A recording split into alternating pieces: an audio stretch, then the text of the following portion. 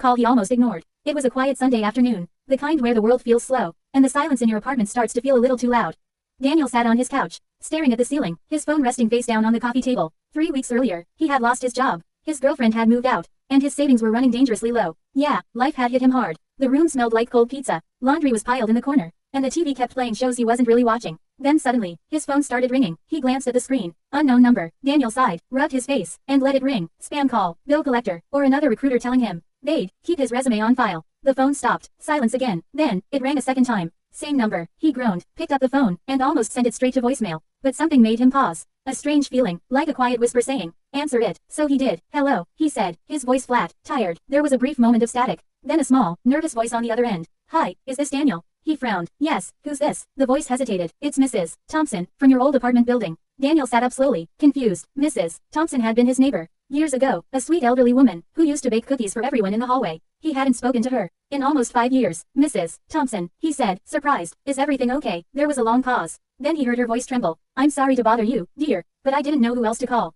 Daniel's chest tightened. What's wrong? Her words came out slowly. Fragile. I fell this morning, and I can't get up. The room suddenly felt smaller. Daniel swung his legs off the couch. Heart pounding. Are you hurt? He asked quickly. My hip, I think, she whispered. I've been on the floor for hours. My phone was across the room. A wave of guilt crashed over him. All those missed calls, all that hesitation. He grabbed his keys, already moving toward the door. Stay on the line, he said firmly. I'm coming right now. He didn't even change his clothes. Didn't check his wallet. Didn't think twice. He just ran. The drive felt endless. Every red light a personal insult. Every second stretching longer than the last. His mind raced with worst-case scenarios. What if she was bleeding? What if she had broken something? What if he had ignored that second call? Finally, he pulled up to the familiar brick building, tires screeching slightly as he parked. He sprinted up the stairs, 2 steps at a time, breathing hard. When he reached her door, he knocked once, then pushed it open. Mrs. Thompson. The apartment was quiet, dimly lit, smelling faintly of lavender. Then he saw her. She was lying on the kitchen floor, small and fragile, her gray hair spread out around her head. Relief and fear hit him at the same time. I'm here, he said softly. Her eyes filled with tears. When she saw him, you came, she whispered. Of course I did, he replied. Kneeling beside her, he called emergency services, stayed by her side, held her hand, while they waited. Minutes later, sirens echoed outside, and paramedics rushed in. They carefully lifted her onto a stretcher,